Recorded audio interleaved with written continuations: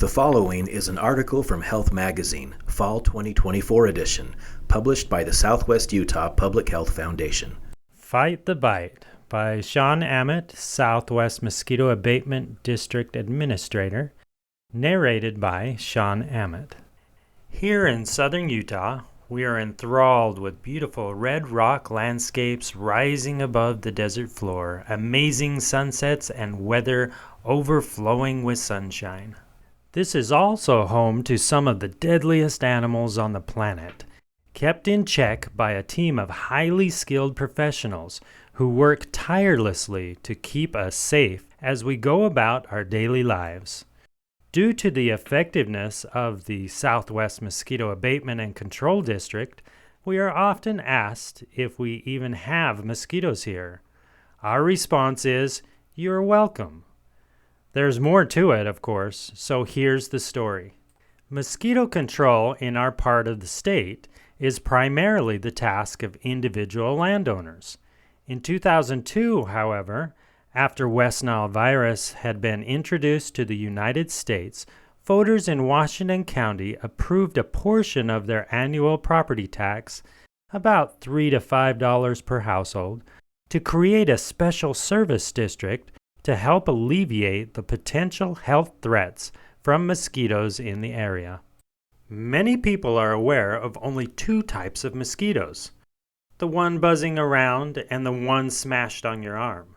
Actually, there are over 22 different species that inhabit southwest Utah, each with their own unique appearance and behavior. Some are marked with beautiful patterns of scales on their wings, or they are black-bodied and peppered with white scales. Many have white bands on their legs or proboscis, this is the tubular mouthpart, while others are all black, all white, or red-orange in color. Many of the mosquitoes we encounter are nuisances, but don't carry any disease. They can still bite, though, puncturing your skin with their proboscis and injecting an anticoagulant, it's a blood thinner, into the area so they can suck up your blood. This saliva causes an allergic reaction, making your skin swell and itch. For mosquitoes that do carry disease, it is that saliva that transfers viruses into your own system.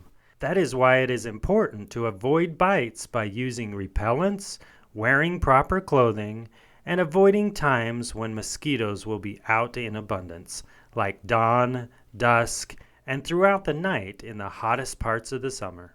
While all mosquitoes feed on sap or nectar for nourishment, only the females bite living organisms because they need the nutrients from blood to develop their eggs. Some mosquito species develop in floodwaters where their eggs had previously been laid in the mud.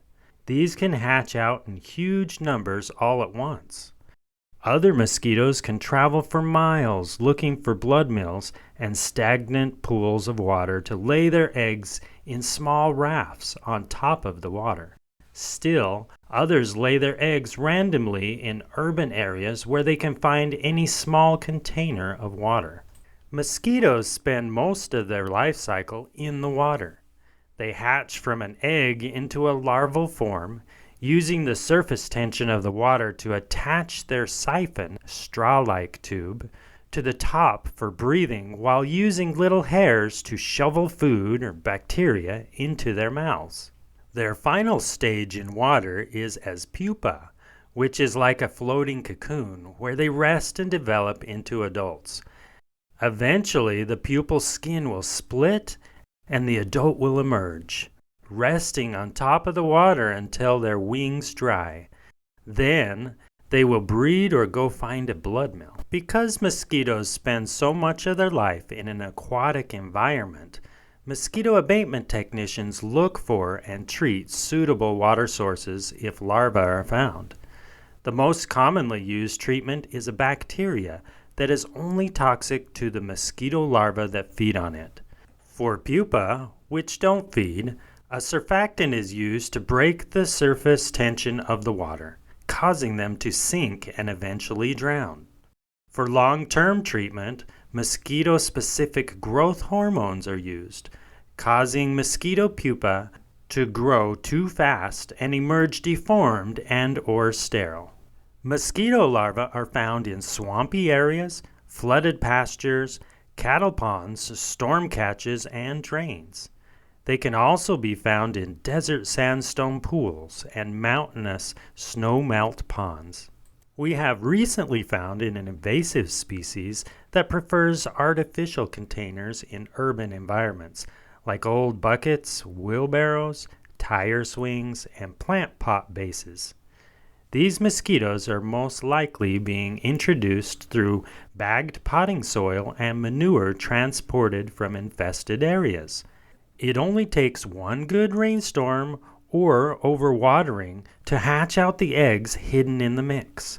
So it's a good idea to empty out standing water on your property as soon as possible. These mosquitoes have the potential to carry tropical diseases such as dengue fever, yellow fever, and the Zika virus. But we're not very concerned since those diseases are extremely rare or non-existent in the U.S. Mosquitoes that could carry malaria are also found here, but this disease hasn't been a problem in the U.S. since it was eradicated in the mid-1900s. The United States sees about 2,000 imported, travel-related malaria cases each year. The most likely local mosquito-borne disease we could detect is West Nile virus. Mosquitoes that carry West Nile virus prefer to feed on birds, with humans and horses as secondary blood sources. West Nile virus usually won't manifest any symptoms in healthy people, but can be deadly in rare cases, especially among the aging. West Nile is found in our mosquito population almost every season, but our abatement efforts help keep this virus, and potentially others, from spreading. If this episode kept you alert and informed, mission accomplished.